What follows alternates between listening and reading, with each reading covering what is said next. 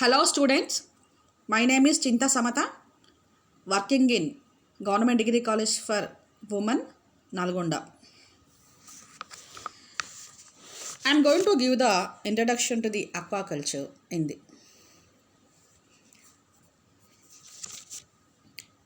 What is aquaculture? Aquaculture is a rearing of aquatic organisms such as cutla means fishes, prawns, edible oysters, pearls, molluscans, crustaceans, etc.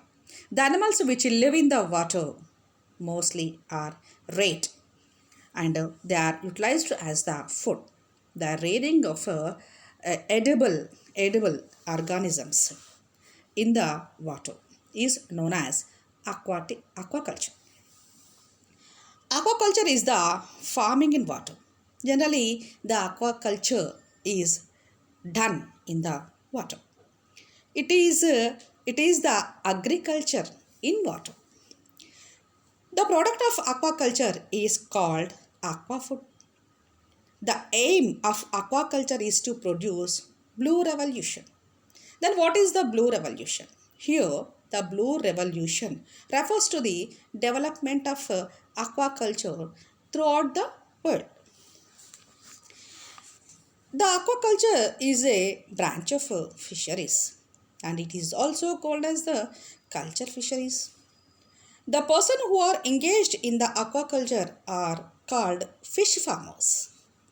Fisheries is an occupation or industry of catching and culturing fishes. Fisheries may be inland fisheries, brackish water fisheries and marine fisheries. Inland fisheries is the fishing in fresh water. Means generally the fresh water refers to what rivers and ponds, lakes, etc. The brackish water fisheries is the fishing in brackish water. Means they contain more salt contents when compared to the fresh water but lesser than the sea water. And the third one is marine fisheries. The fishing is in the sea. Fisheries may be known as capture fisheries and culture fisheries. Means capturing the fishes and culturing and developing in the culturing the growing the fishes. Capture fisheries is the catching of fishes. Culture fisheries is the cultivation of fishes. It is also called as pisciculture or aquaculture. Okay, we'll see now scope of aquaculture. Aquaculture provides the many scopes. The first one is it provides aquafood which is rich in protein. It also provides employment opportunity to many people. And the pearl is produced on a large scale. Agar is extracted from seaweeds. Sewage is used for the aquaculture. Fishery byproducts are used as the raw materials in poultry and cattle feed. And some of the fishes are used as the ornamental things. These are the scope of aquaculture. Okay, now I'll see the culture types in the water. There are different types of culture practices in water. Especially, now you'll see the types. One is inland aquaculture, means the culture in the fresh water, and brackish water aquaculture, and means the culture in the estuaries. The third one is marine aquaculture, means the culture in the sea water, and methylene aquaculture. These are the four types of aquaculture cultures are in practice.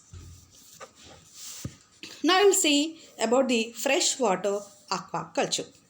The rearing of aquatic organisms in the freshwater is called freshwater aquaculture. Means the rearing, the growing, or the culturing the fishes in the freshwater. Means the freshwater includes rivers, ponds, lakes, etc. And it is also known as inland fisheries. Why? Because the water bodies remain within the land. That is why these the freshwater aquaculture is called inland aquaculture. In inland aquaculture means in the freshwater, generally Indian major carps, exotic carps, and catfishes, air-breathing fishes, and freshwater prawns are rate. The freshwater aquasystem or culture is again classified into four types. One is pond culture, riverine fish culture, dam culture, lake culture, and cold water fish culture. Now I'll see pond culture.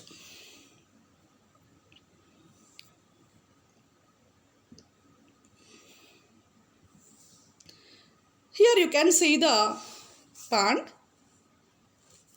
Rearing of aquatic organisms in pond water is called as pond culture. Generally in India, it has 2.21 milli-hectares of freshwater ponds. In ponds, generally the Indian major carps, exotic carps, and catfishes, air-breathing fishes, freshwater prawns are generally cultured. Again, these ponds are classified into four types. One is nursery ponds, culture ponds, and stocking ponds. In nursery ponds, the hatching means here the newly hatched fish larvae are reared. The hatchlings grow into the fingerlings in the nursery ponds. In the culture ponds, generally the fingerlings are reared. In stocking ponds, the young fishes are reared till their harvest. In ponds, the number of culture practices such as monoculture, monosex culture, polyculture, integrated fish culture are practiced. Next we will see riverine fish culture.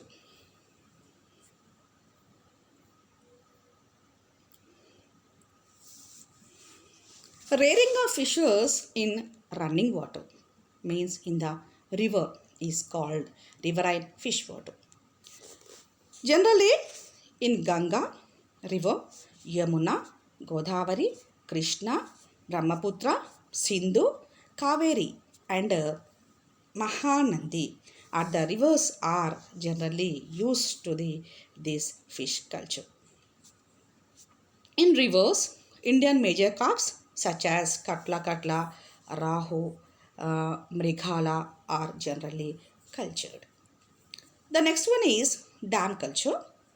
Dams are artificial man-made constructed reservoirs. There are about 6 million hectare area of reservoirs in India. The important dams in India are the following. Hirakud Dam, which is present in the Orissa at Mahanandi, and Mettur Dam, present in the Tamil Nadu state at Kaveri River, and Bhavani Sagar, also present in the Tamil Nadu at Bhavani River. These are the places which are used to culture the fishes. And Tungabhadra and other places also there, that is Tungabhadra Dam in Karnataka, which is present in Karnataka at Krishna River, and Neyyar Dam in Kerala at Neyyar River. These are the important fish reared centers comes under the category of dam culture. In the dam culture, generally major carps, channa channa, vallagata, mistas, etc. are reared. The next one is lake culture. Rearing of aquatic animals in lakes are called as lake culture. Lakes are large standing water formations larger than the ponds. Here some are examples there. Here Chilka Lake in Orissa, and they are natural water formations. India has an area about 0.75 million hectare lakes. In lakes, Indian major carps and catfishes are reared. The next one is cold water fish culture. Rearing of aquatic organisms in chill water is called cold water fish culture. The lakes and the streams located at a high altitude, it is above 1000 meters, are called cold waters. In these places, the fish culture is conducted. The important cold water formations are Ooty Lake, Munnar in Kerala, Nainital, Kodaikanal, Renuka in Himachal Pradesh are the important places for the cold water fish culture. And and some are other places also there. Brown trout, rainbow trout, mahasir, Indian major carps are the fishes generally reared in the cold water.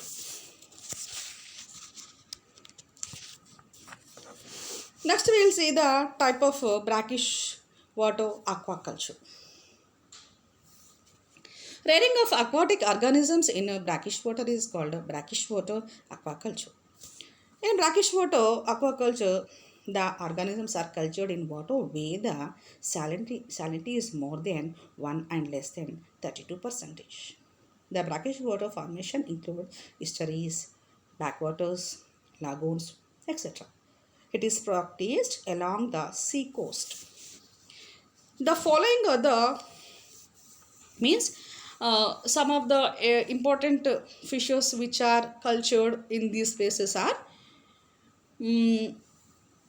chanos, mugil, crabs, and indicus, Venus monodon, and Etroplus are the animals which are generally reared in the brackish water.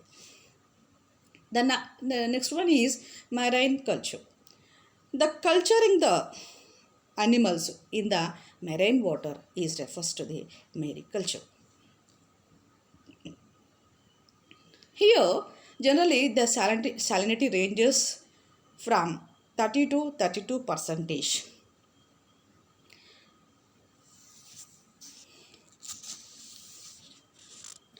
The important fishes are generally reared in sea are seaweeds, finfishers, mussels, pearls, edible oysters, shrimps.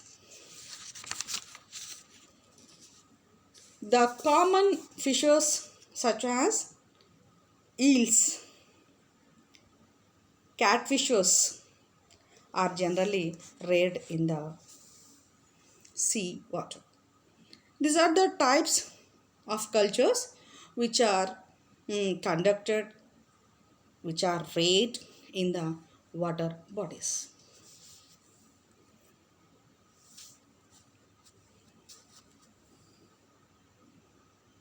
And this is also one of the system. In this system, the water is reused for the rearing or for the culture of aquatic animals.